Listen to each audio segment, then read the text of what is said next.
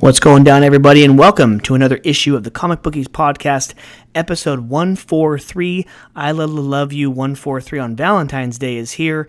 Thank you so much for joining us on YouTube, watching live, and also wherever you get your podcast. Thank you so much for listening. This week we have a huge episode to get into. In sports, Super Bowl 56 is now over. The LA Rams are champs for the second time in their franchise, and Cincinnati is still without a Super Bowl. Daytona 500 is here this weekend too, so the first and biggest race of the season's here. We'll have a preview of the race and the whole season, and Champions League is back up with the round of 16 this week. We will get into this week's matchups along with next week's. And over in comics, yes, we have plenty of books to get into. DC, Dynamite with James Bond finishing up, Image, Boom Studios, AWA to name a few. And in news, the DeLorean is back, but it does not use gas. Plenty of trailers and everything from the commercials from the Super Bowl, including Doctor Strange trailer, Moon Knight, Lord of the Rings, and more. And Netflix shows in the Marvel Universe are soon to be leaving. But all that and more on a brand spanking new episode of the Comic Bookies podcast. Join us. Thank you so much. Let's do this.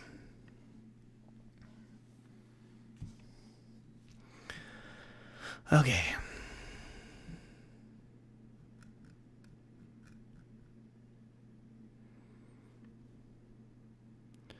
Once you come back, I'll start up. Oops, probably put that down.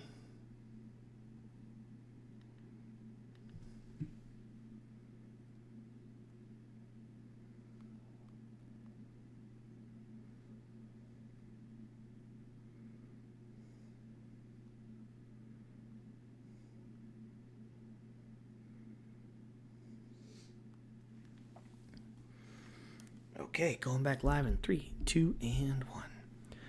Yes, everyone, it is not Tuesday like you're used to. It is Monday, February 14th, Valentine's Day. Thank you so much to all the lovebirds out there joining us for another episode of the Comic Bookies podcast. We are brought to you by Treasure Island Comics in Fremont, California. Please go see Alex and visit the shop every Wednesday, Friday, and Saturday. This week, Wednesday, February 16th, 2022 is New Comic Book Day, so he can get you a pull list going. He can get you anything you want books-wise, old and new, and if he doesn't have it, then he can ship it right to your front door. What's going down, Mark?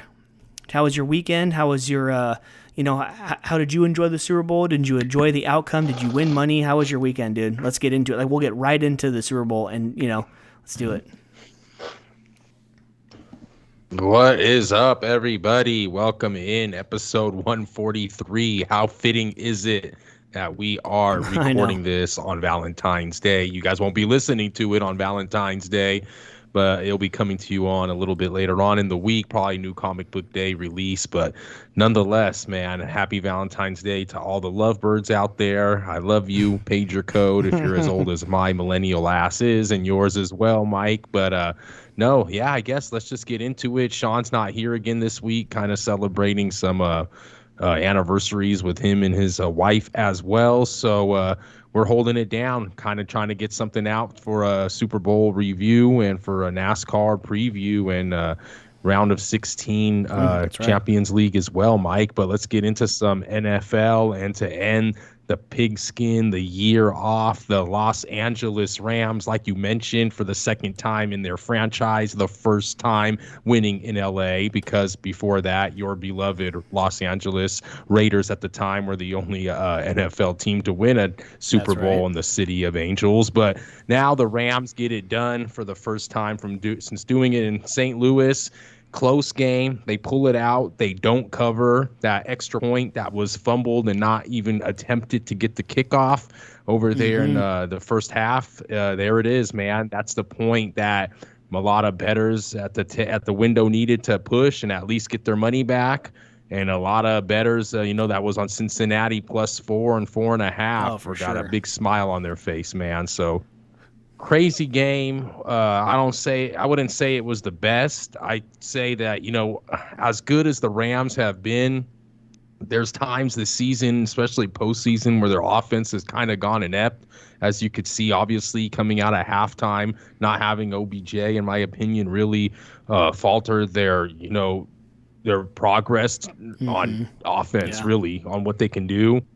And I just think that, the Tampa Bay game, obviously in the second half, they kind of almost didn't win that one either. So there's just certain times where, as good as they were this year, they kind of just needed to pick up the pace a little bit more and just didn't have that extra, year to go into. But they pulled out both of those, and here they are, Super Bowl champions, with Matt Stafford and that crazy no-look pass that's going around viral all over the internet today, which is pretty crazy because you see him make that pass and how, Kupp was pretty much like triple teamed and whatnot. And he still gets it off, and you realize, damn, what a good ass pass. And you don't realize till the next day that he's not even looking, dude. He just pretty damn good quarterback. He gets it done on the other side of the ball. Cincy, what can you say about them? Who would have even thought? I don't think that a lot of people. I mean, I know a lot of people did. I don't know if a lot of odds makers really even had them leading by 7 at any point. But such a crazy game, man. I could have got so middles at one point. When the Rams went up 13-3, I could have got the Bengals plus 9.5. And then at one point, I got the Rams plus 3.5. I also got the Rams on the money line in the third quarter at plus 120. Remember, pre-flop before the game, you're looking at about minus 175, 190, 1-2, pretty much to like play them on the money line. And this was one of the Super Bowl that I couldn't make up my mind. I didn't really want to play against Kevin McAllister and Home Alone. I thought the Rams were the better team, but this is just one of those Super Bowls that was just tough for me to bet. So I told myself I was going to lay back. And I even texted you and your brother, and I said, I can't believe I'm watching this shit with no money on it. It's like, you know what I mean? I'm like, this is crazy. But I waited for a perfect timing, and I sniped out the Rams on the money line in that plus 3.5, and obviously it came to fruition. I think Joe Burrow was an inch away or a foot away from making that crazy pass at the very last play of the game. He gets that off. Who knows? They probably use timeout, end up getting the field goal. It goes to overtime. Who knows what could have happened? But kind of long-winded here. Let's hear your thoughts on it, man. I enjoyed it. Not the best. It was quick, like I said. Ended at 7 p.m. Usually, I think it ended about an hour quicker than it usually.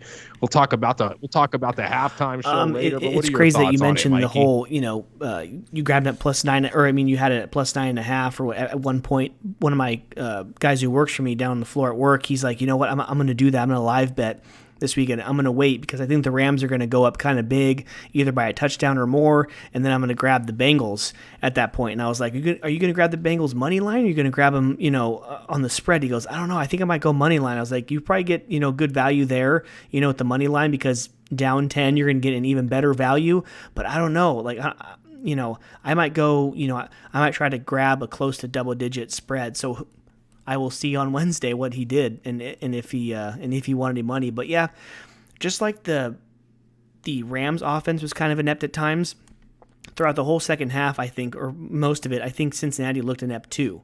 Of course that that says something about the front seven, at least the defensive line for the Rams. Offensive line, of course, for the Bengals didn't play as well as they should have. But, hell, they didn't look very good at all most of the game, but they still were only 3 points behind.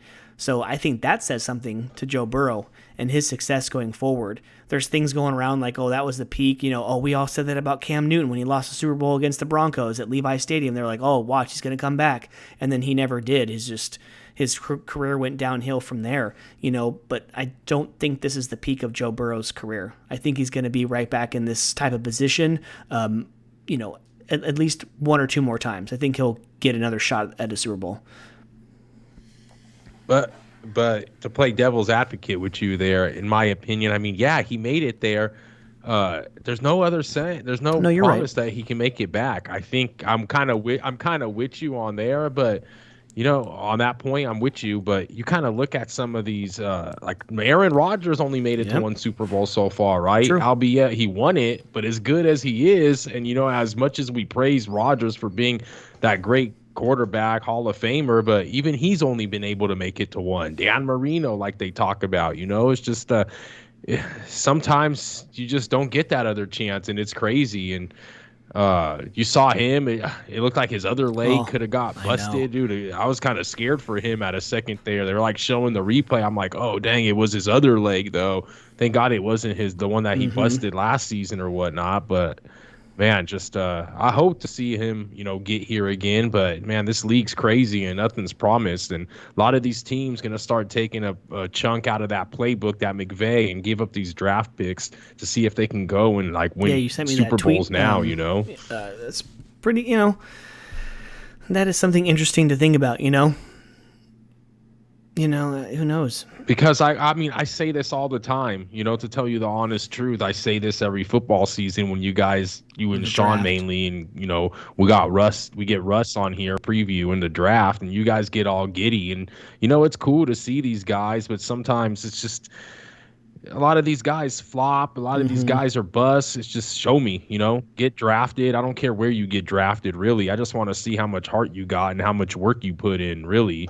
You know what I mean? And at the end of the day, that's kind of what it like comes down to. So if these guys are not, if there's a proven talent and the coach wants to go out there and give it and get it, what's the point of just holding on to these draft picks? Because a draft pick is kind of a gamble in a way. Look, we took Henry Ruggs. That was a gamble. I mean, Yeah. I see you shaking your head. I wouldn't say, I mean, you don't want to say, oh, I'm just gambling with the player. That's not, I don't even think that's right to say because it's like a human being, right? And that's not how we treat people and just, put them up Mm-hmm. for like gambling purposes. But at the end of the day, it's just that's kind of what you're doing with these draft picks. You're really just gambling on they're going to, live up to the hype once they get Well, who paid and knows? once they They're get that thinking about check. maybe And the whole rumors are swirling around that the Raiders are trying to get Devontae Adams. Who knows? These last couple years that our first round picks didn't bode so well. What if they would have traded with the Green Bay Packers? Here, we'll give you one or two first round picks or whatever, and then like another 3 or a 5 or something for Devontae Adams, and you're getting a proven talent. And it's like, well, we got Henry Ruggs and we got Jonathan Abram, like, okay, or like Leatherwood this year, Taserface. We've given up Taserface and Henry Ruggs over the last 2 seasons. I would give up those 2 guys for Devontae Adams. Oh, for sure.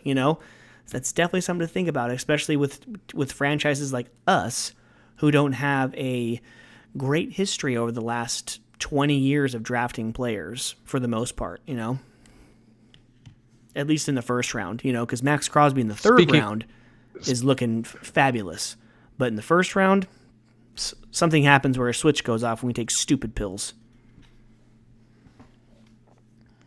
Speaking of the Raiders, saw John that. Madden, celebration of cool. life type of thing in Coliseum today. It's pretty cool on Valentine's Day, if anybody tuned into that. But back to the Super Bowl, man. I just congratulations once again, Cup winning MVP. You've seen that year that My he God. had, the Triple Crown, the MVP. That was an the amazing Super, stat. dude, I mean, How this it guy says just he won those 3 things. Jerry Rice is the only person to career, and this fool does it in a season. That is unbelievable. season. How do you think the Oh, in game the had last 2 stayed minutes? away? Very wishy-washy. It's like, usually they like hockey is a great example of that. Game 1 they'll put their whistles in their pocket, and then game 2 they can't get the whistle out of their mouth. It's like, make up your freaking mind when it comes like a Sharks and Kings series. Like, let him play, let him play. They did let him play for the most part, and then those last 2 minutes, questionable. Very questionable. And of course, you have fans making these videos of, oh, well, this is a holding, but this isn't. That's a holding, but that isn't. And then you go down deeper on the thread, and then it shows that touchdown, the long 75-yarder. Totally pulled Ramsey's face mask. Should have been a 15-yard penalty, but he broke off of him, and then, of course, caught the ball and ran for a touchdown. And I feel like outside of that big play that they had there, that probably should have never even happened. I feel like Cincinnati kind of didn't really do much, Like, I know. I mean, Mixon had a couple good plays. They looked like they had something in the tank at times, but it just the whole time I was seeing that it wasn't going to be enough, I didn't see that. I didn't see the fight in them that they had against Kansas City. I didn't see that at all. Yeah. I mean, I think you're playing a bit against a better defense. I think True, very true. Donald obviously was so hungry, dude. I think if it's not for Cup, Donald wins that MVP pretty easily, and just they go and get Von Miller with an injury at the time, gambling there, but he obviously comes up pretty big, making a couple big plays, forcing a couple double teams and whatnot, and just I think the Ramsey offensive played line, good. very true. I think the offensive line of Cincinnati didn't know what was going to hit him. They probably did, but they really didn't. Kansas City only had 1 sack against them 2 weeks ago in the AFC Championship game. So they're probably coming off, cool, we give up 9 sacks against Tennessee and win. Only 1, like, let's go, But then they come into a defensive line that's better than both of those. God. Von Miller wins his second ring, one with Denver and now this one. Whitworth at 40 years old, the oldest player ever to win his first Super Bowl. At the only one over 40. Sean McVay, the youngest head coach to win a Super Bowl. What about Brady? He won one over 40. His first. So he's the oldest player to win his first Super Bowl at his age. He's the only one to win his first Super Bowl after the age of 40. He was on that 2003 LSU national championship team as well. Oh, really? So the guy's got 2 titles now. Yeah, a long time coming. Is that when Nick Saban was the coach? I think so. Nick Saban was a coach at LSU, then he went to Miami for 2 years, and then he went back to Alabama, and then the rest is history. Oh, God. The rest, it's not history yet. It's still happening in front of our eyes. Yeah, we're still in it. Yeah, we're still in this history. It's it seems like it's never going to end, but man, can't wait till that. I can't wait till Pigskin's kicking back up. I know, the biggest, 200 something days. God, the hugest off season, and we're also, of course, in a couple minutes we're going to get into the shortest off season it seems like in sports and NASCAR. But okay, let's do the halftime show. My wife sent me a funny meme. It said, finally, after all these years of catering to these old people and playing the Rolling Stones, the Who, Paul McCartney, we finally get a halftime show for these young people. Nice. And then 10 seconds go by and you realize you're the old people now. Because literally, you're born between 1984, 85 and 1994, 95. This is for you, and then you realize that, oh man, this is kind of an oldies, concert. Oh my God, it made me feel kind of old, turning 35 in a couple months. Jeez. Yeah, it's like one of those concerts they have at the county fair. Exactly. You're just like, right? You know what I mean? Like, let's go see our old high school. What is it over here at the Alameda County Fair? They always have, or who do they bring over here? Like your girl Ashanti, they'll bring someone like that, a Ja Rule or something, MC Hammer will perform. Your thoughts on 50 Cent? Speaking of Ja Rule, had a big diss track with them back in the day together. They had a little bit of beef, I think, but your man 50 Cent looks like he's had a lot of beef. Looks like he's had a lot of beef over the last couple of years. He's catching all the smoke, eating all the protein. Dude, that's messed up. I mean, he still pulled off, the look. He had the old school tank top and stuff. I wanted him to have the bulletproof vest on, but I mean, he didn't look like. And then just think about him, how he looked in that damn movie that he made when he was that cancer patient. Oh I was like, dude, that dude lost that much weight for that movie. I was like, that cannot be healthy. How does your body even do that? That's like give me the Matthew McConaughey, how he looks now normal and stuff, and then he had to lose all that weight for Dallas Buyers Club.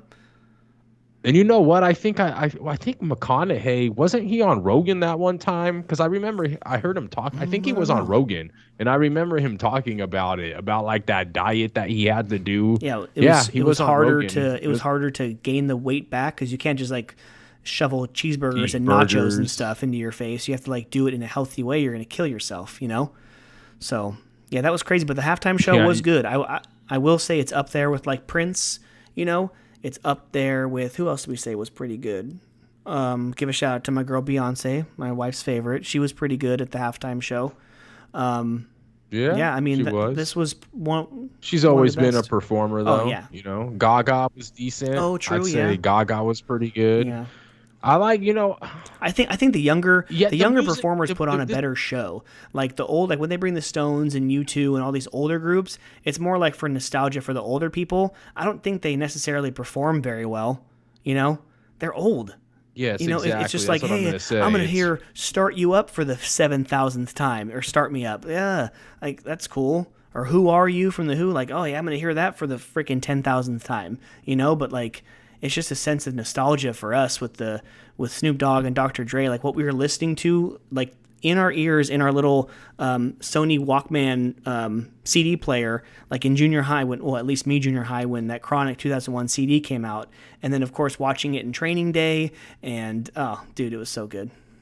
So good. I was laughing because when Dr. Dre sang that part, when he says they say Dre fell off. How? My last album was The Chronic, and I was thinking he had The Chronic 2001. Boy, Yeah. you don't come out with nothing anymore either. No, I think he had an album a couple years ago or something. Yeah. But man, yeah, he wasn't moving too good. I'd like to see a 40-yard dash between Dre and 50 at this point. They kind of look the same. Dr. Dre, fresh off that, what is it? The divorce that he just Oh my had, that God. he's just given his chick like hundreds of thousands of dollars a month or something. I think his ex-wife. I think if It's both of just, them had the 40-yard dash, they'd pull up with plantar fasciitis like your boy over here. Do the same damn thing.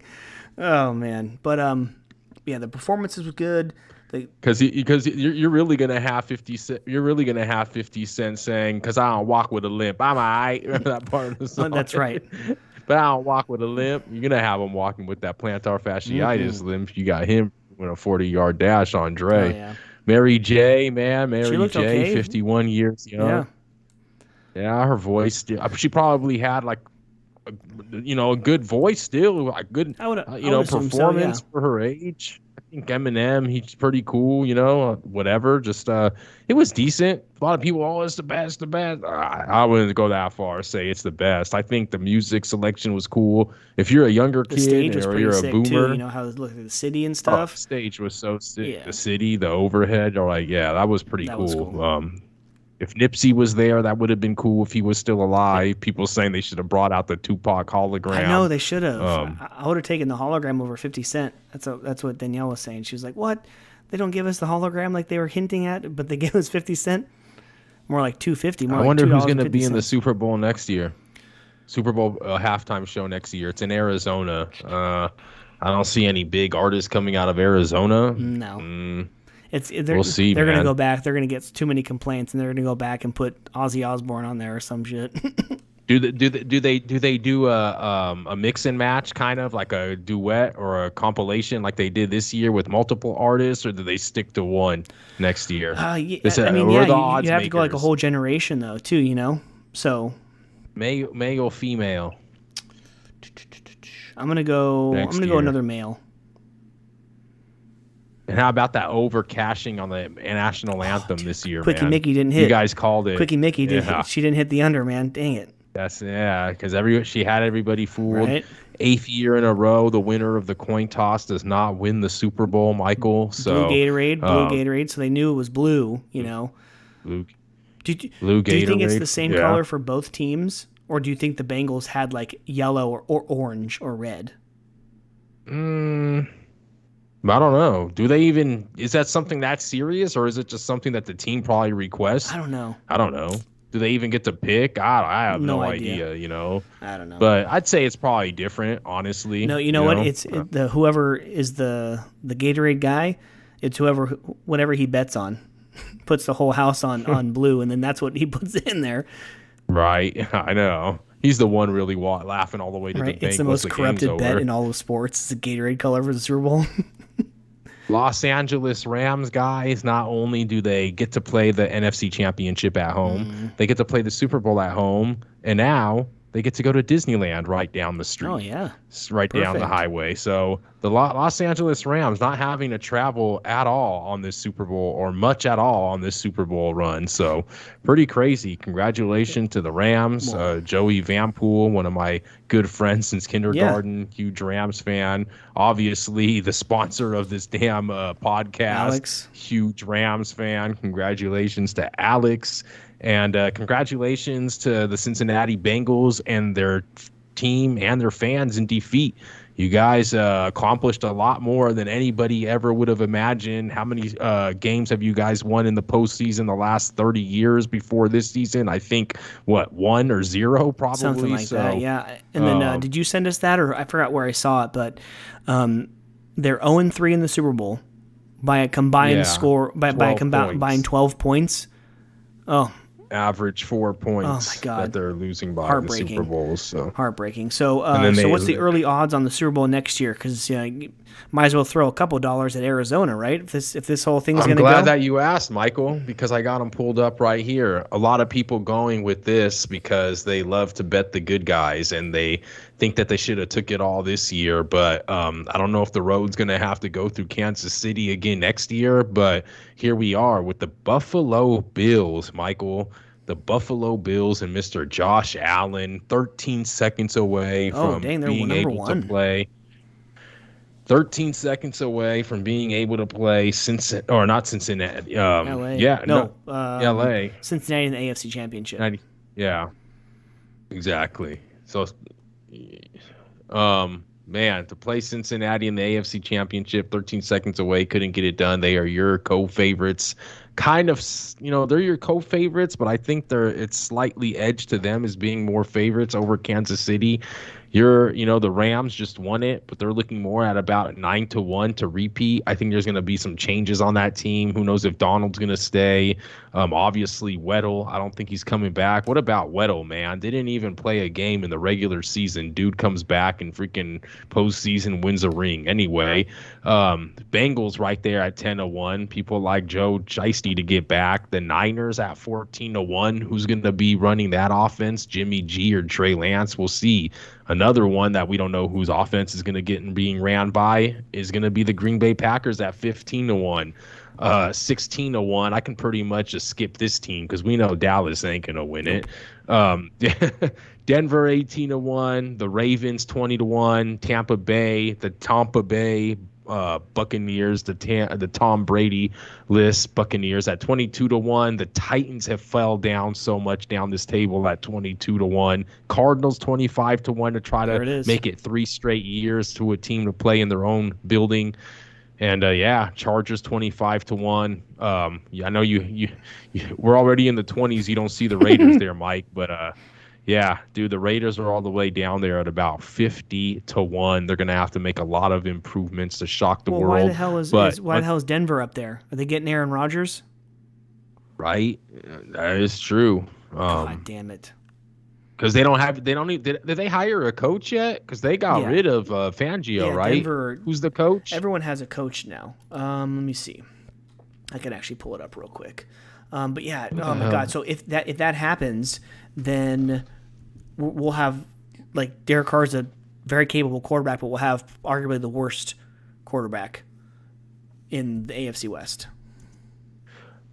But look, all right, that's crazy to think about that. But I mean, look at the Bengals. They were probably around 30, 40, 50-1 or something also last season. Nathaniel Hackett. Nathaniel Hackett. Nathaniel Hackett. Hopefully he's not a Hackett. Yeah, hopefully he's not a hack. Well, hopefully he is a hack for Raider fans. Oh yeah, not for Mile High fans though. No, but definitely not. The Jets, the Texans, the Lions, of course, your worst odds, even worse than the Jaguars at 80-1. Of course, the Jaguars getting the Niners offensive coordinator to try to steer that offense down there in Duval County. The New York Giants with their man, and Dable still 65-1. So they're very, very long shots as well. The Commanders 50-1, Bears 65-1, and just the Commanders. Hell of the Commanders. The Washington I know. God, that's tough to say. So it looked like it could be the Bills, the Chiefs again. Just like I say, I like Cowboys every year, but a lot of people do too, and they can't get it.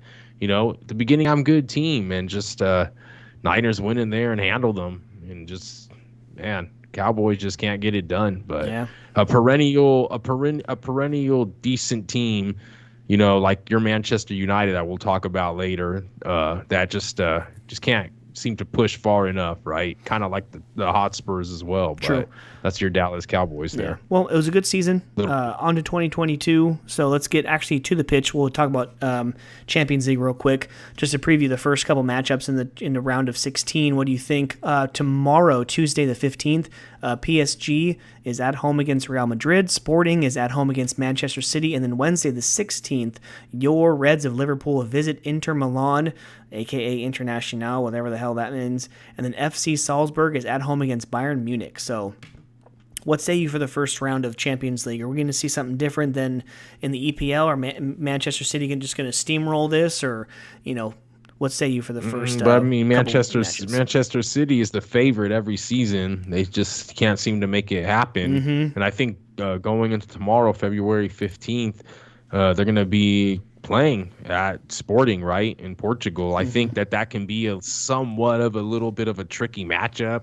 I might be completely dead wrong on it, but if Sporting can kind of, play some defense and kind of at least try to get, a draw out of it, I think that would be considered a win for them. The other game with Paris Saint-Germain against Real Madrid, that's going to obviously be the highlight and game of the probably actually this week, because Liverpool and Inter Milan, just Liverpool, obviously big team, Bayern and Salzburg. So I'd say tomorrow's probably going to be the most watched game in with I obviously like Saint-Germain to win in Paris. I think that ever since Ronaldo and Messi have left, that obviously that Spanish league hasn't been as dominant or as the same as we once remembered it to be. But I think that makes it a little bit funner, in my opinion. I think it kind of shakes up this Champions League, really, for fans that aren't of the Spanish liking or favor the Spanish teams, but because there was a time there where it was just like Barcelona and just Real just whooping everybody in the Champions League. But yes. I don't know, man. I'm excited for my Liverpool. They're on the road. I think that they got enough to probably at least get out of there with a draw, I hope. I know there's been a lot of shakeup with Mane and Mohamed Salah actually playing in that AFCON Cup with obviously shout out to Mane and Senegal winning the African Nations Cup. They're basically like their basic country World Cup over there. Right. And yeah, it's pretty cool, man. It kind of shook up things with Liverpool though, because obviously their 2-star forwards were gone and whatnot. So hopefully they can get back in the groove of things and they can put up a fight over there in Italy and try to advance to this this round of 8 coming up later. I think that obviously next week. Who do you like next week, man? Manchester United spelling Madrid. We'll get into it next week, but Chelsea plays at home against Lille, Villarreal at home against Juventus, and then Wednesday the 23rd.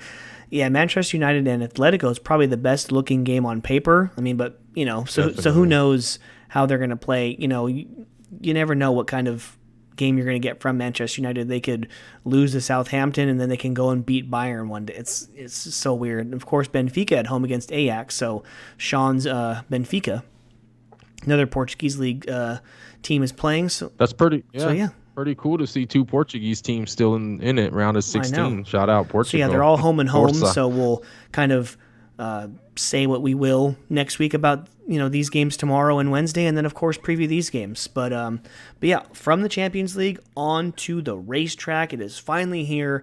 Finally isn't saying too much because the season ends in the first or second week of November, so it's one of the shortest off seasons. But it's finally here, the actual regular season of NASCAR with the Daytona 500 this Sunday the 20th on Fox, of course. But yeah, let's do it, dude. Let's preview the race and let's kind of preview the season to round out the sports section of the podcast, man. I'm so excited for this. You have no idea. And now, you know what? The one thing is cool now is now that with how my new job is this is the first time in my working history that these types of huge games on Sundays, I'll be able to, quote unquote, enjoy it a little bit, maybe with a couple extra beverages because I don't work the next day. of course, There still have it the is. responsibilities of, of the kids and, regular things around the house. But yeah, pretty excited about actually being able to just kind of relax and chill and actually start my weekend on that Monday after all these big events. So, yeah. So, of course, Joey Logano What? wins 2 weeks ago at the Clash. And then, of course, you have the. Oh, no, wait. Was it last week? That was last week, right? Or 2 weeks ago. Yeah, it Hmm. was last week. Yeah, that's right. So Joey Logano wins at the Clash. That was a pretty cool race. I would thoroughly enjoy them to do that, every single year. Somewhere new, go play at the big house next year. Put a race car track at the big house and pour in like over 100,000 fans. That'd be pretty cool.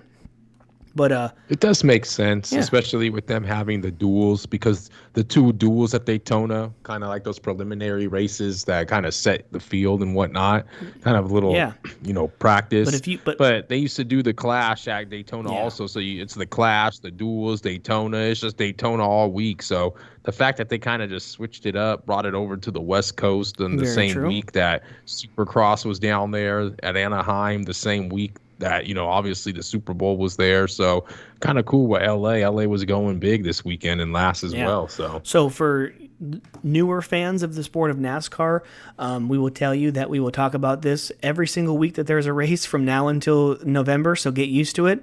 If you don't like it, then go ahead and hit that little 30-second fast forward button for about 10 minutes.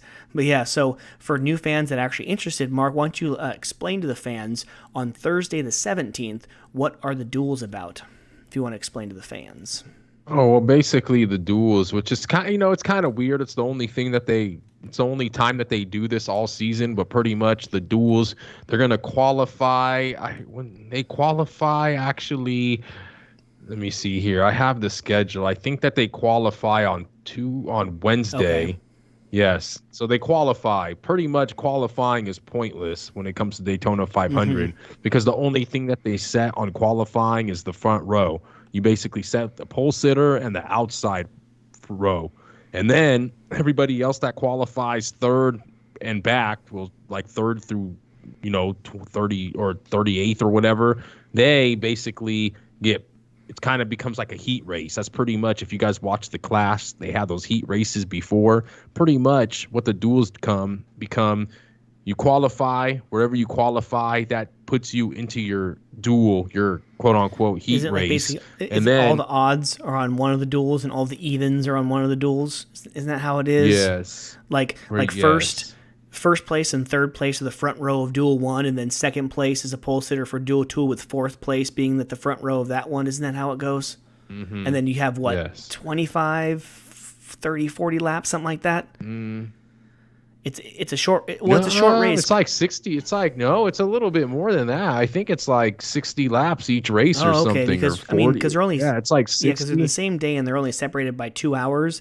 So whatever Mhm. you can get in 2 hours, I guess. So yeah, you might be right, 50 or Yeah. 60. So I think they're like about 60 laps each or something. And they'll, wherever position you finish on those two races, that's where you're going to line up, for the the 500, first two which, winners would get the front row at Daytona 500. yeah, in my opinion, it's all a horse and pony show, It's because more the ticket five. sales. People to like pack into Daytona Motor Speedway. They make it a whole And week long event. speaking of ticket sales, actually, Mikey, with the Daytona 500 being sold out Oh for yeah, Sunday, the Great American hell Race, yeah. but dual tickets are actually still available Mm. if you're in the greater Daytona Beach area and you'd like to get your racing fix in. You Oh, won't be able to do it Sunday, but you can get it done on you know, Thursday down there you at the know what? Me and beach. my wife were talking the other day. One of the other managers on one of the shifts at work, he preemptively bought Super Bowl tickets. I think for him and his wife, for him and his son to go down because he was hoping that the 49ers would play. So when they got eliminated after the NFC Championship, he's trying to get rid of them. I think it was a definitive thing that he was going to go or not. I'm not sure. I still, to this day, don't know if he actually went. But I told my wife, I was like, if I bought two Super Bowl tickets, let's just say for 10 grand total, right? Like 5,000 each, right?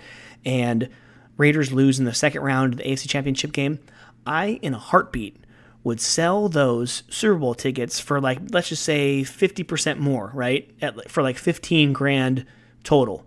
I would take that 15 grand, I'd fly us all out to Daytona, right? I'd go to Disney World for like 2 days and stay there, and then me and you would go to the race. I would do that in a heartbeat if it meant, and you probably save. That's probably not a $15,000 trip to go to the Daytona 500, stay there for like 5 days, and then go to Disney World for only 2 days. That's not even close to $15,000. So I would do that in a heartbeat. I'd probably be able to pocket at least half of that money, at least, and then have that whole week, and then just experience something that I've wanted to for like 5, 6, 7 years now. Yeah, I mean, to be able to experience the Super Bowl, one of the definitely a bucket list. But if I bought it hoping that my team would go there, and then they didn't, man, I would. Sorry, take all that. I wouldn't go to one game for that much money. But you figure, take half of that money, pocket half, and the other half, have an amazing weekend with your whole family. VIP treatment at at Disney World, 2 days, experience all 4 parks, and then boom, hella good tickets at the Daytona 500. Get pit passes, meet and greets. You can do the works. 2 days in Disney World would be kind of tough to see all those parks. Very true. I'm with you.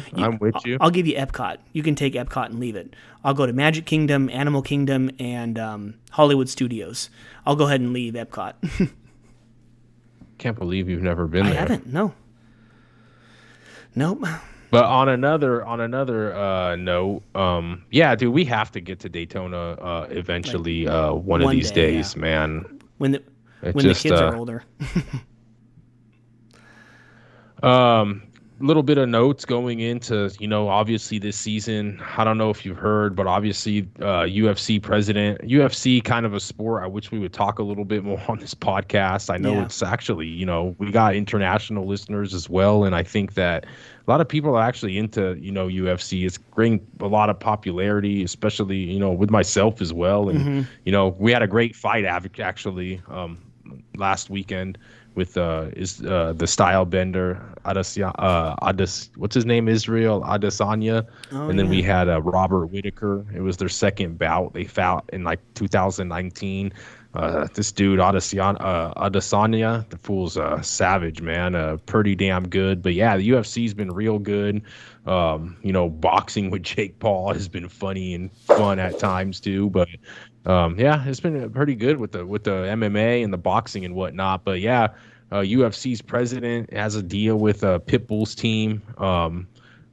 There says here that he's gonna be. Is that what it is? He's gonna. You mean Howler Head? I've been seeing that. UFC? Is that Dana White's whiskey? Yeah, Dana White's whiskey is gonna be like the main sponsor of someone's car. Right? It's with Trackhouse, right? So it's their number number one, right? Yeah. I didn't realize that it was that because no wonder when I saw UFC over the weekend on the mat, they had that same sponsor, Howler Head. Yeah. It's like that monkey. I was like, what is this? I've been seeing this everywhere. Oh, okay. I like that. Dana White's Howler Head Kentucky Straight Bourbon Whiskey will serve as primary sponsor. Oh, it all makes sense. Yeah. Man, sometimes for as much in the loop as I am, there's just life. There's been so much going on in life lately that some of these little small things get. And I know this is old news, actually. Don't get me wrong, because I know this news came out. It's a couple of weeks or a week old, but we're just kind of going over some of the highlights going into this season. So yeah, there it is. Dana White, Howler Head. You're going to be seeing that a little bit more. The Money Team. The Money Team. I thought it was funny. I don't know if you saw his hauler pulling up today to Daytona. It's just so funny because, Mayweather has all this money, right? It's the Money Team, literally. TMT, the Money Team. And he's got like the smallest hauler. It's not even like a regular sized hauler. God. It's like it's one of those it's kind of like one of those big rig trucks, but it's not, and it's like a more miniature sized trailer. It's not one of these big huge trailers, but hey, they're trying, and I think I kind of like it because it kind of goes back to like more of the olden days. Now it's all the glitz and glam with the fanciest trailer and the fanciest rig, and these NASCAR rigs are ridiculous, and then here comes Mayweather just pulling up and something just a little bit, he's all so flamboyant all the time, and he shows up with like the smallest rig. I thought it was just pretty funny in my opinion, Yeah. but pretty cool, man. I'd like to see Okay. him and Gralla and his team get out there and So we you know have actually compete, dude. Yeah, so we have some crazy, not crazy, but so Kyle Larson's defending his championship in NASCAR, and we have some, stats. So what are we looking like for odds for Daytona 500? Did Justin Haley really win at Daytona? I think he has one at Justin Daytona. Haley. Yeah, Oh, I was why? just wondering. I was like, Justin Haley has one? It probably was the June or July race, I assume. It's not a 500. But Denny Hamlin, obviously, 3 wins total there at Daytona. Kevin Harvick with Are you? 2. Let's see. Kyle Larson's actually looking for his first win over at Daytona. So is Chase Elliott. Other guys, obviously Bubba Wallace winning over at Talladega last year. But yeah, what do you think so far? I mean, what do you think for the 500? Bowman has never won at Daytona. Only a handful of guys. Logano's got 1 win at Daytona. Kurt Busch with 1. So Ryan Blaney actually has 1 race win at Daytona too. Ricky Stenhouse Jr., pretty good restrictor plate racer. He has 1 win there, and Kyle Busch surprisingly only 1 win at Daytona ever. I just want to know if I can live bet this race. I know, right? Because, like after the first big one, give me my odds. no, I just because then you get crappier odds, obviously. I know, right? And there might be a crazy big one with these new cars, and who knows how they're going to handle everything is new, obviously. One of the top 12 but drivers is going to have like a something like Hamlin had with his belt, something in the transmission, something weird is going to break, and all of a sudden, engine failure, like, DNF. Something's going to happen to one of the top 10, 12 drivers. I have a feeling.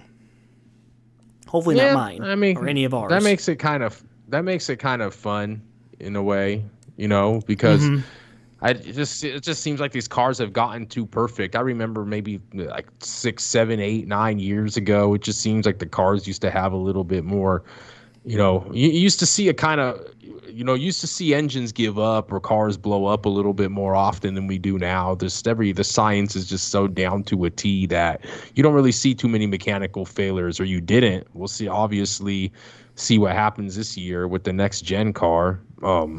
But Denny Hamlin, of course, he's your favorite here, man. About 8-1, with Chase Elliott coming in next at 10-1. Kyle Larson 11 and Logano 12-1. Ryan Blaney as well, respectively. William Byron been pretty good there in the past as well, at 14-1. Busch 16-1. Kyle Busch 16-1. Martin Truex. Yes, I would sir. take that. Kyle Busch is 16-1 to win his first 500. Hasn't won one yet. Keselowski hasn't won one yet. Whole new organization. I don't think he's going to be as competitive as he is when he was in those Penske rides, because, obviously Roush hasn't been up to par as much for that coming out of the Ford camp. But he's 18-1. Almirola, we know how Almirola does pretty good in these super speedway races. He's 20-1. Austin Dillon, he's no joke either. He did pretty good last week in the Busch Clash as well. He's 20-1. Harvick, we know he can get it done. He's 22-1. Kurt Busch, he's pretty damn good veteran as well, 20-1. Oh man, this Kurt Busch driving a Toyota this year now. McDowell, your winner from last year, he's 66-1. I'm gonna say he's not going to win, but Jesus, dude, does Martin Truex Jr. not show up? 0 wins at Daytona in 33 races, an average finish of just over 22nd place. What the hell happens under that hood at Daytona? Christ Almighty! Why not? Why not throw a little bit on Suarez at 66-1? I remember last season, I almost took McDowell, but instead of taking McDowell, I ended up taking his teammate in Reagan, just because Reagan comes back for the 500, and I just remember his name, who was with Roush for a little bit, and I was like, okay, I'll take Reagan. If I literally would have took his teammate, I would have cashed out. Right. You can take the money team at 100-1. Why not, man? That he likes counting those Benjamins, right? So 100 on Kaz. Actually, no, I take that back. Kaz Gralla is not going to be. Hold on. Isn't it Kaz? I thought it was Kaz, but 50? The car is going to. Kaz Gralla is showing him in. I don't know. Hold on. What number is? Because How are? Oh yeah, I think it is going to be Kaz Gralla, but this website got it messed up because they're showing AJ Allmendinger in the 16 and Kaz Gralla in the 16, but Kaz Gralla can't be in the 16 because that's Allmendinger's number. So they just got it confused. I think it is Kaz Gralla in the 50. Okay, yeah. 100. I think yeah, it is Kaz Gralla. Mm-hmm. Nice. Oh, there's already head-to-head matchups also. Okay, starting early. Okay, I mean all these matchups are going to be pretty much even. You're not really going to find any you're not really going to find any value. Yeah. Like you said, the big is going to happen. It's just going to be a crap show. I'm still having nightmares from last season. I know you guys remember. Oh yeah. I was about to one turn away. I was about to win. One turn away from winning like 8 bets, dude. I literally had Logano for the win. I had Logano top 3. I had Keselowski top 3. I had Penske winning organization. I had Logano over someone else. I had Logano over another guy. I had Keselowski over 2 guys. You went from winning 8 bets to like winning what, 0 or 1? None. 1? From winning 8 to none. Oh, I thought you bet Ford winning it. Ford? Mm-hmm. No, I took Penske to win it. Maybe I did take Ford. I don't remember. But I took so much. Dude, I can't believe it. I was like, wow. Especially because it was a teammate taking out another teammate. But that's what you got to expect. That's the way this race plays out. And that's why we love it. I'm going to assume, because Sean picks this about 75% of the time, so I think Sean's going to take Chase Elliott for the Daytona 500, his boy, right? Not a bad pick. No, not a bad pick. But second favorite at 10-1. So who would you pick? I'm going with a little bit of value. I'm going Kyle Busch to get his first 500 win. Really? Mm-hmm. Start the season off get him some confidence as if he's actually going to compete with Larson and the rest of Hendrick Motorsports. But I'll throw him a bone this week. And I did like Busch in the Clash, actually. He seemed like he was the strongest in practice. He was strong in qualifying and just to tell you the truth, I kind of think Logano kind of came out of nowhere. I wasn't expecting him to be that good in that race, and he held off Busch and whatnot. So, I kind of, hey, you're going to go with him. Let me go with Logano, man. Nice. I'll actually go with my driver. He just had his daughter. He won, he's in between races. There's something with me. I feel like some of these NASCAR drivers, when they have a kid, they end up racing pretty damn good. He might be hyped at 22 and 22. Mm-hmm. Let's get Mr. Logano in that 22 Shell Pennzoil Ford to win his second Daytona 500. Baby. All right, ladies and gentlemen. So that is the first of many weeks of talking about NASCAR. That does it for the sports section. So we're going to go right into the comic books this week. Actually, you know what? Going to comic books, we're going to entertainment. So speaking of, let's shake it up a little bit. So speaking of Super Bowl, all of the commercials and stuff, a lot of the commercials were actually teaser trailers for a lot of these new series or movies, Mark. You had Doctor Strange new trailer, news about Moon Knight. You have a new trailer and also Moon Knight saying that it's going to be a brutal show. We're not going to get a mere, carbon copy of Bruce Wayne Batman. The Lord of the Rings, the Rings of Power, coming out in September on Amazon Prime, Amazon Prime Video, but a lot of new things coming out, and I'm, pretty excited for it. So, I mean, it's something like would you only have to watch 3 movies, right?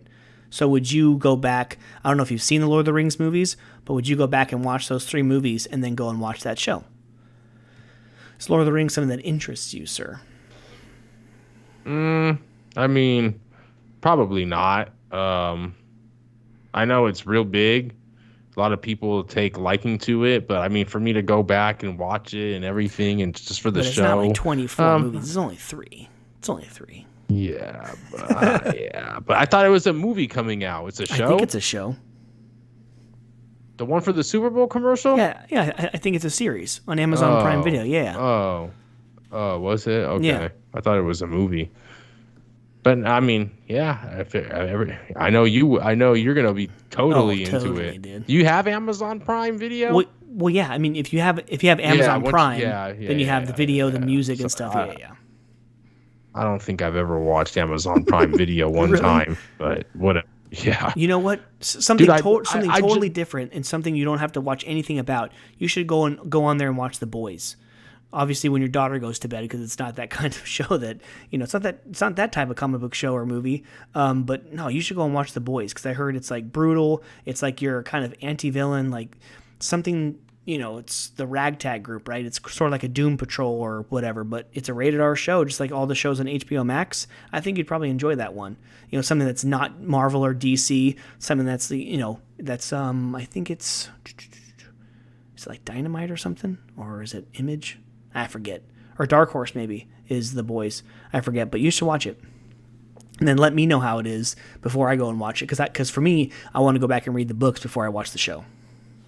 I don't know, man. The Mayans is kicking back up in April, man. Oh, and I think Snowfall's back in February or March too. Like that's another FX show that I love. That's right. I'm actually doing pretty well. I'm in like the end of November as far as my shows are concerned, and then everything goes on that break where they go on the holiday break. So I think I'll be in January as far as pretty soon I'll be like only like a month and a half behind on these shows. Yep. It's not bad. I know. I've been putting in the late hours, getting a little less sleep, but getting that one show like on my weekends, so yep. With that new schedule, it allows you to do that. That's right. So, but that's pretty cool. All of those new, pieces of news. Speaking of Netflix and those shows, you have Daredevil, Jessica Jones, Defenders, Punisher, Iron Fist. You have those shows in March leaving Netflix, but there's still no definitive spot where they're going to land. I would assume Disney Plus, and then you have like that, they have the rating. Because if it's Marvel, it's got to be, especially if Charlie Cox Daredevil is going to be in the MCU, you'd figure that people are going to want to go and see, oh, what's this guy all about? I never saw his show on Netflix, but I'm on Disney Plus all the time. Might as well go and do that, But some of those shows are naughty. You're going to have to put some kind of, disclaimer on it, or I don't know. Daredevil? Mm-hmm. Yeah, those Netflix. Those Netflix shows were like, I think it had cussing, but there was sexual stuff going on and brutal violence in some of the episodes. Like Luke Cage was just like he was getting shot at, but he's like Superman. He's got the the Man of Steel pretty much, but it's brutal. Some of the violence in these shows. What about Murdoch? Matthew Murdoch. I'm getting to know him in Devil's Reign a little bit, Just some of the still haven't found his Brian Michael Bendis's run on Daredevil. I want it in like the volume form and whatever, but I'm trying to find someone on eBay who had like all 12 or 16 volumes, And I asked you the other day because I seen it on TV. It was on it was Ben Affleck, I think, in 2003. Yeah. He did the Daredevil movie. Was that any good? Yeah. I watched the first, like the very beginning, but I had to run. So yeah, it was good. That's why I texted. I was like, any good? But like, man, crazy. Yeah, I liked it. 30 years. Then, 20 years. And then already. Jennifer Garner played Elektra. Oh, that's where they met then. I don't know. That's where they met. I don't know. Maybe either there at a Red Sox game. Yeah, Sox. But yeah. And then go ahead. Go ahead. No, I was gonna say the DeLorean, the famed car from the 80s movies Back to the Future. The DeLorean is back. I just read an article like an hour ago, but the DeLorean is back and is all electric. That's pretty exciting. Are you going to be buying a DeLorean? Screw Tesla. Let's go get a DeLorean. Where open my doors up like a wing like this. Although I think, doesn't the Tesla little small SUVs doors open like that though? Well, the bigger SUV kind of thing, yeah, it does. The little butterfly doors does, yeah. But the DeLorean, man, just it's kind of funny that they bring it back to the future, whatnot, electric now. Kind of reminds me of that damn Cybertruck that Tesla got coming out. Oh, yeah. I don't know. I haven't even seen a rendering or a picture of it. Is there a date on when it's coming out? No, it was just, I saw the headline and I kind of read like the first couple sentences. I was like, no way. Like, I didn't see a release date. I saw some like kind of, they had a trailer for the unveiling of the car on Twitter, but I didn't click in that video because I was kind of skeptical. I'm like, are they actually going to show what the car looks like? So maybe we go on after, and then next week we do a full report on it. But yeah, I don't know. I'm probably going to have to do some research on that because who they team up with, hasn't DeLorean been dead? What, they just came out of the woodworks and just started a company back up? Someone else owns them, some solar company. Yeah. Brought to you by Sunrun. Yeah. or something. It's kind of like when you actually got one when those damn Scions came out, right? I Oh mean, yeah, it's Scion, but whoever it's a heard of Toyota them, but they were engine. like a Toyota. Yep. I'm almost. Because they don't. I mean, Scion. Do they even make Scions I don't anymore? think so. I don't think so. Yeah. I would say they stopped making them around 5 years ago. Not too sure, but hey, mine's still kicking. It's reaching almost 200,000 miles. I'm taking it to and from work now. There's less wear and tear. Because my commute's half the time, and I work less days as well. So yeah, it's still kicking pretty well. The money maker, gotta have it. So, Toyotas, regular maintenance, baby. oil changes, all that stuff, all that good stuff. It still purrs like a little kitty. So, last bit of news I have is Uncharted, the new movie with Mark Wahlberg and Tom Holland, is premiering this weekend, but it premiered last week internationally, bringing in $21.5 million already in the box office. So, I'm pretty excited for that movie, actually. I never played the game. It always looked badass, but I think, when that game was coming out, I was playing, either Grand Theft Auto or like a hockey game or, baseball game. But no, it looks pretty interesting. I'm actually pretty excited for it. So, coming in internationally like this, it's probably going to get some hype because you have those fans who are Tom Holland Spider-Man fans, but then you also have fans of the video game as well. It's probably why Assassin's Creed probably did, at least, kind of good in the box office, even though the movie was about a C for me. People who are into, what's his name? God dang it. The young Magneto. Oh, God. I forgot his name. But yeah, no, he played the guy in Assassin's Creed. So you have the fans of the video game, but then you have fans of him as well. So I think that's why I did okay. I think Uncharted is going to do way better than Assassin's Creed, but I'm kind of excited. I'm not sure if it'll be a movie that I'm going to actually see in the movie theaters, but I mean, Uncharted, it's actually a popular game. I heard it was pretty good. There's like 3 or 4 of them. But Mark, if they ever made like a Grand Theft Auto movie, would you see it? Would you actually go and see a GTA movie? I probably would go and see that. Man, it'd be like when is Grand Theft Auto gonna come out on? When is Grand Theft Auto gonna come out on the damn Oculus metaverse or whatever the hell, know, dude? right? Forget seeing the movie. I mean, you already feel like you're so damn immersed in that game and just running around doing whatever the hell you want. That game's so crazy, I and just played in so to be long, able to dude. play that thing on like VR, be crazy, dude. I bought Grand Theft Auto 5 when it first came out on PlayStation 4. I beat the main story and I did a few side things, but I never played when it went online. People are playing GTA Online right now. That's when I actually stopped playing. I was playing most of like Assassin's Creed games and stuff like that. Yeah, I stopped playing those. A little bit of like, like the shooting games, like the war games you play online and stuff. But yeah, as far as GTA games, I haven't played online. I haven't played it in so long. I don't even know if I even have it still. But little rumors that, number 6 is coming out, or at least they're I was going to say that. producing That's it. right. And then Steven sent us that meme that says it took them like 7 years or something, or like 9 years to make Grand Theft Auto 3, Grand Theft Auto Vice City, and then Grand Theft Auto San Andreas. And then Grand Theft Auto 5, it's been out for like the same amount of time, like 8 or 9 years, and that's the only game that has been coming out because they, throw out so much online content. It's so weird. But yeah, that's it for news. I almost can't believe it's been out for that long. This one already, I know. man. I mean, I see videos on like YouTube randomly, like people doing crazy things in the air, like jumping off of like with a car, but they have to go like 1,000,000 feet, or and they put rocket boosters on the back of their car. It's like some crazy stuff. And all I did was play like the main thing and a few side missions. But I mean, that's all I have for news. If you want to get into comic books, let's talk some comics to end the show. Yeah, I mean, so this week, in 2 days, because we're recording on Valentine's Day. So again, like I'll reiterate like every episode, thank you so much for watching right now live on YouTube. And when this episode comes out in a day or two, thank you so much for listening wherever you get your podcast. This is episode 143. I love you 143 of the Comic Bookies podcast on Valentine's Day. Brought to you by Treasure Island Comics in Fremont, California. Check them out on Instagram and Twitter at TI Comics. and they are located in Fremont, California, right at the Amtrak station by the railroad tracks and across the street from my favorite Mexican restaurant, El Patio.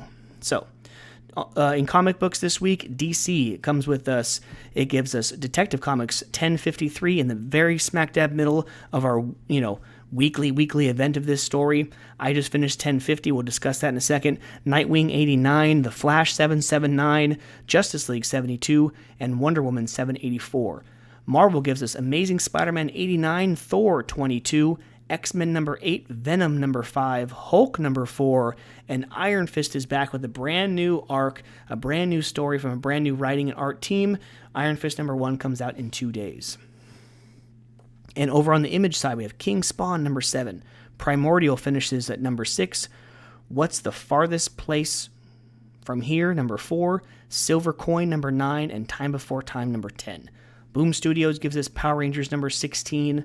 And Regarding the Matter of Oswald's Body number 4. IDW Teenage Mutant Ninja Turtles number 126. James Bond Himeros finishes up its story at issue number 5 from Dynamite, and AWA gives us 2 this week, Knighted number 4 and The Crimson Cage number 3. All right, Mark. Well, anything you're excited for this week? Anything you enjoyed reading from the week of January 26th of 2022, sorry. I have, Action Comics 1039, I have The Flash 778, and Detective Comics 1050, so that week of books. What say you? Or anything that that I don't read from the last week or two, go ahead, man. Talk about it. Man, to tell you the truth, I've been kind of all over the place with my reading as well. It kind of just, I wouldn't say it started anywhere. It's just we got kind of backed up on books as well. We've all been kind of backed up in the holidays and everything. And with you not, I was trying to stick to kind of a schedule on when I was reading and how I was reading them and everything. But with you kind of, getting your books a little bit later now, I'm kind of just reading them, not really caring as much when I'm reading them or how in what order I'm reading them. I'm so glad to hear that. I'm so glad to hear that. Why? You're good. I know you're reading ones consistently, but I would love for you to come on, fall back with me. Fall back. Yeah, I'm kind of like I'm kind of reading maybe the smaller publishers, the ones that I know, like I said, that we're probably not going to discuss as much on this podcast. I'll get like the Moon Knights out of the way. I'll get the Miles Moraleses out of the way. Maybe like a Harley Quinn story that has been okay, hasn't been my favorite, but Harley Quinn's kind of just a character that I've came to enjoy. The way she carries herself, the backstory, the DC Black Labels books that I've read. I've just kind of came to like her, and just with the 11th issue offering that came out, that one's been all right. But basically, I've just kind of backed up. I was backed up. I saved up like 4 or 5 of these detective books, the Shadows of the Bat story. And I read them, starting with that one that we were talking about a couple episodes ago with Harley on the cover, painting with the Batman and everything, or painting the Batman. And I just think that series has been pretty good, man. It's changed a little bit. It's obviously pivoted from the whole Hughville story that I was enjoying. I think that it's becoming real good with Huntress and everything that's happening within Arkham and this Tobias Ware character. And I'm just really excited on where it's going to go. I don't know how excited I am about it coming out every week. Like I said, I got backed up on it. But, I'm thoroughly probably enjoying that book the most right now. The Human Target, I think I mentioned, was real good also. But yeah, as far as this upcoming week, kind of a small week for me. I'll probably say that, obviously, The Flash is going to be cool to see where this story's going. Yes. Different Flash than what I'm kind of used to, but, Eclipse. I think, yeah, I feel like some of these books right now, they're putting out content, but they're good. They're decent. They're like B-graded stories, but I don't think they're great. I'm not the best critique of comics, by any means, although I do a podcast on it. But I I just kind of I'm down to just give me some more Black Label stuff right now, or right? some more Oh man, Tom King, like. like when is issue 2 of One Dark Night and the Swamp Thing? One of Yeah. Oh those yeah, two coming that's back. even the Swamp Thing. I forgot about that one. I did pull that one. Yeah, I think they're bi-monthly. So if we read it in like December or January, we're not going to get into the end of this month or into March, you know. and there are only 3 issues, right? I I mean, know. just give them to me back to back to back months and get it over with. But I'd say, the Flash is all right. Action is all right. Which other ones DC that you Oh, think? Like I dude, mentioned the earlier, Harley's all you know what I just right. finished and I absolutely loved was the Christmas special, Batman Catwoman. Oh That was yes, yes, unbelievable.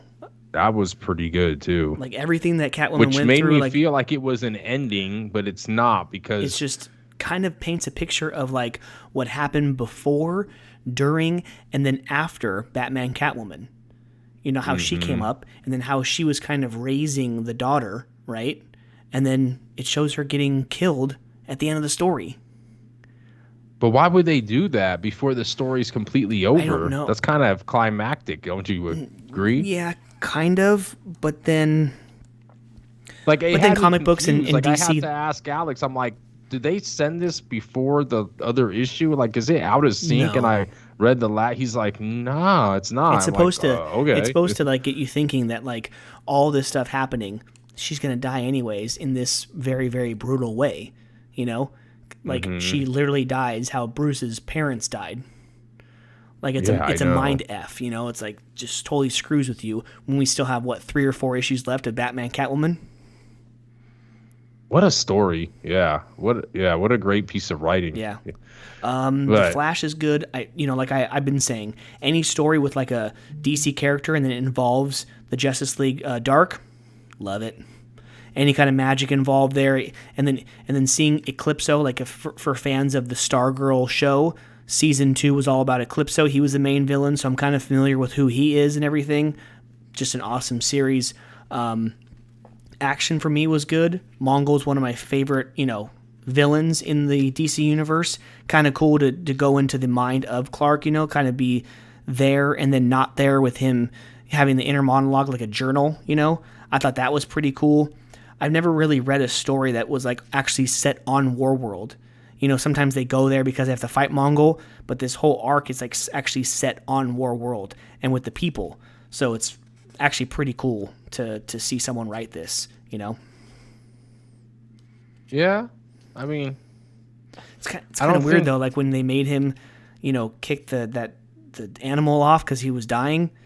Like just seeing those Mhm. creatures, I was like, dude, what the hell is this? But it's like that's how That was actually kind of I know that cool. was actually like how it's supposed to be, right? So, but yeah, they're trying to build up like a revolution, and he's trying to save the people of Warworld, and then finally, what's his name, Midnighter, he comes in, and he's here to help save the day as well. So hopefully we'll get to see that. What else? Detective. I read 1050. So Detective 1050. I don't know how far you are, but I'm on Detective. Obviously, like I just said, for the third time. It's kind of late. Oh, So you're gonna love 1051 then, now, because you just got introduced now to Psycho Pirate. this actually kind of pisses me off because you know how we were reading all of those like Batman secret files. Like I used to get every single one, and then finally I was like, Huntress. Nah, I'm gonna skip that. So I didn't order it. How many times every issue do they say if they're talking about Helena and they're like, oh, they talk about this, and this, like how she's having those dreams and stuff.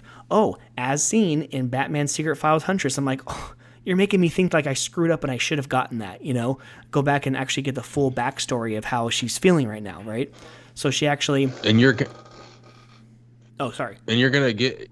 So I was gonna say you're gonna get a little bit more insight to what's going on in 1051, Okay, good, brother. good. I mean, but it kind of makes me think that, it was her plan to like go undercover at the Arkham Tower, but at the same time, I think that she kind of realizes she actually needs help, So it's like, oh yeah, I'm going to tell the Bat family that I'm going to go ahead and go there to do recon and everything, but at the same time, I'm also going to go there to actually get help because I've been hearing all these good stories about all these villains and stuff getting, the help that they need.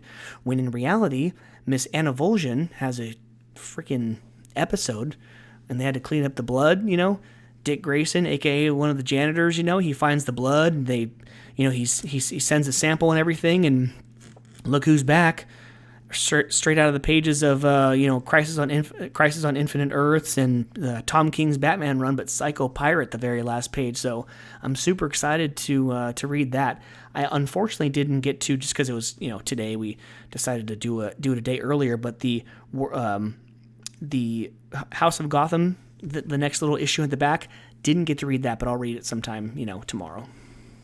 Oh, that's pretty good. Yeah, no, I do like it. It's a good side story. I remember from the previous issue, Scarecrow recruiting all those kids to go kill Bruce Wayne, and one of the kids actually jumped in the van with them, So, how do you like Nightwing and how they're like going incognito into Arkham? It's cool. To dig in. I mean, it's cool too, because remember we saw in that first issue where all of a sudden it's up in flames. The GCPD's like, oh, there's hostage situation over at the Arkham Tower, and then now we're getting all the way back, and we're going issue by issue by issue, and how we lead up to that point. I'm assuming, because it's And your thoughts on Tobias Swear? Man, I mean, he's up to something. Yeah, he's up to something. He's pissing somebody off. Because those guys, we wanted, where's Mark or whatever his name was? Like the boss lady, she's not going to like this. So I don't know who the boss lady is yet. I don't know if she gets unveiled in the next couple issues. But then all of a sudden, Psycho Pirate's right behind his ear saying, oh, you're happy, you're satisfied. Why don't you just leave? So. The whole story when he was small. Mm-hmm. Right? So. And then at the hospital, loses the mom, I believe. And yeah. Yeah, some great issues in that arc, or in this story, the weekly story to come for sure. I already have 1051, 1052 over there. 1053 comes out on Wednesday, so yep, it's pretty good. One of the very few times where I actually am okay with buying a few extra issues of books. One of the few times.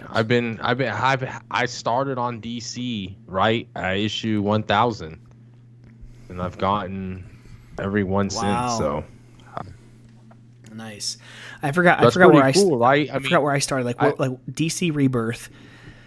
I'm guessing it started at let's say 9 in the 30s or 940 something. I forgot. Detective Comics started up with DC Rebirth when I first started getting into comics in the summer of 2016. That's when it started back up. It was 9 something. Mm-hmm. I forget. And I thought it was pretty crazy that right when we started this podcast, pretty much when we popped it off, it just Detective got to 1000. I was like, oh, perfect timing. Yeah. I'm getting into these comics now, and I'm trying to understand it more. And what better way than to get into this, classic, epic landmark issue of 1000. Mm-hmm. I mean, I'm still upset they still haven't, given us the Arkham Knight since we saw her. Oh, yeah. No, but there was a sighting once, yeah, there was right? a sighting once, but it's come on. That's a Williamson story, actually. Maybe he'll bring her back in Batman, right? Maybe. Sure as hell hope so.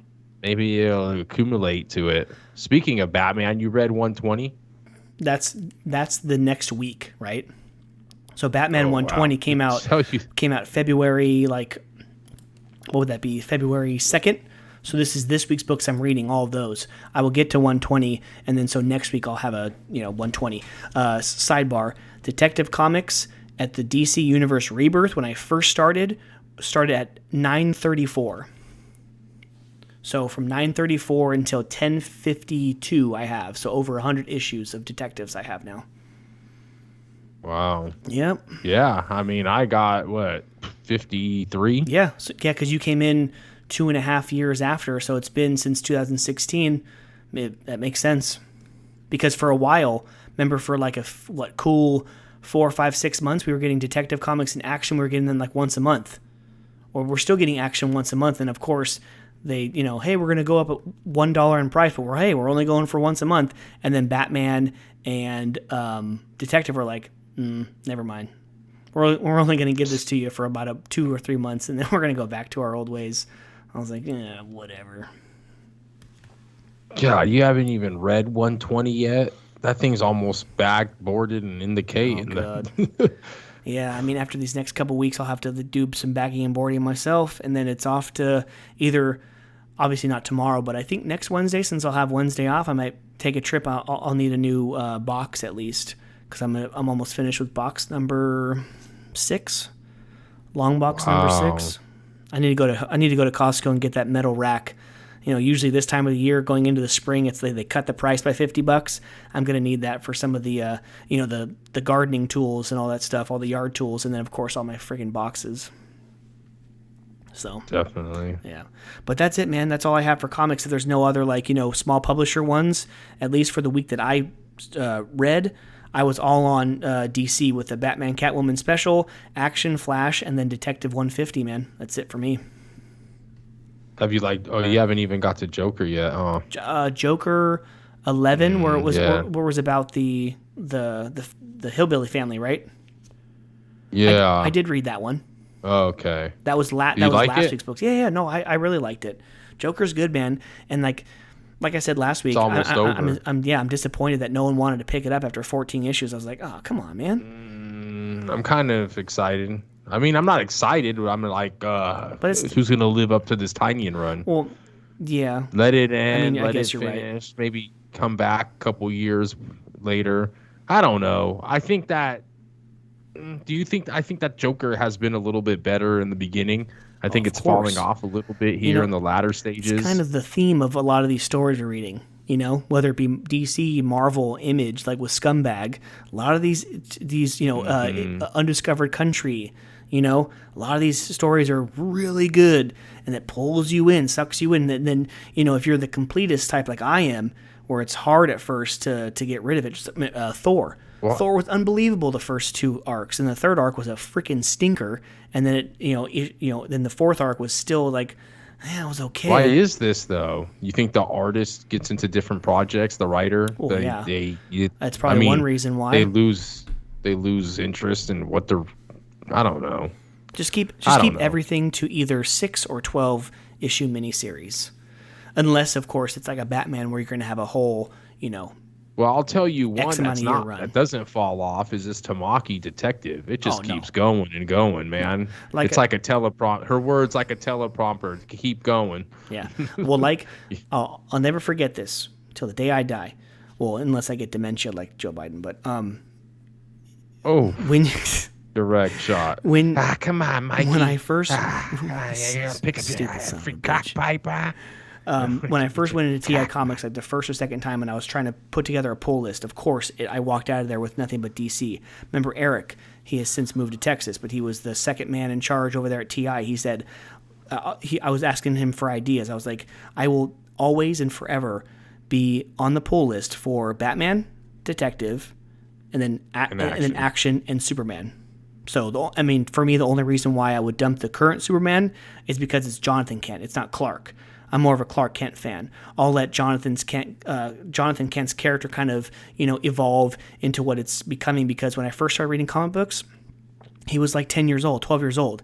Then he goes on that mission with his father that they found out Jor-El was alive, and then time went by at a different rate where he was. So 2 weeks for us was like 10 years for him. So now he's like in his early 20s, and now he's like, I'm like, I didn't get like years and years and years of reading the young Jonathan Kent. So now he's grown up, and it's like, him to be Superman? Nah, I'm not really feeling it yet. Like I feel like his character needs to evolve more, and he's still kind of growing still. So, but that's the rule of thumb for me, is that Clark Kent is Superman, action Superman, and then Detective and Batman will always be on the pull. That's probably one of the reasons why whenever me and you go to League of Comic Geeks, that site that we look up all our books, that's why those books are always there at the top. Yeah. They're rarely a stinker. So, but yeah, that's it, man. Episode 143, Valentine's Day. Thank you so much to all you couples out there, hopefully listening in the car together as you're holding hands and going out to a dinner or whatever. But yeah, giving you smoochies. Yeah, right. But yeah, this has been the podcast. Thank you so much for tuning in. Mark, take us away for 143, man. Thank you, everybody, for tuning in to episode 143. It has been great to have you guys by our sides, tuning in live, indirect, podcast, however you guys listen to this. This has been February 14th, 2022, Valentine's Day. Love from me to you. And yes, thank you to our sponsor, Treasure Island Comics, TI Comics in Fremont, California. Make sure to always check them out at TI Comics on all social media, Treasure Island Comics. Yes, and thank you guys. We hope you guys enjoyed your Super Bowl. The pigskin is over with. The autumn wind has came. It is gone. And now it's time to brighten up some of these days. Spring is around the corner. Too bad for droughts in California. But nonetheless, we're going to get this NASCAR season going. These books, we just finished talking about them. They're kind of good and bad at times, but hopefully they pick up a little bit, in my opinion. Shout out Detective that just keeps rolling. But yes, this has been episode 143. Check us out on all social media platforms at The Comic Bookies on Twitter and Instagram. If you want to email us, thecomicbookies@gmail.com. And thank you for interacting. Go ahead and drop 5 stars or drop 1 if you really hated us. Just keep it 100. That's all we want to do on this podcast. And as always, collide the world of sports and comics weekly, the best that we can. And thank you, fans from all over the world. If we have any new countries, let us know. If not, it is conclusion time. This again has been 143. Thank you guys for tuning in.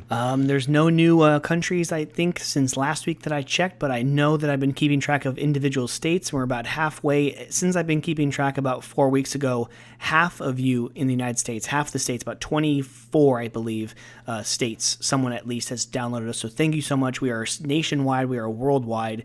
Almost 50 countries have downloaded the Comic Bookies podcast. But again, go and check out our YouTube page for if you want to watch us live or if you want to listen. We're on iTunes, Spotify, iHeart.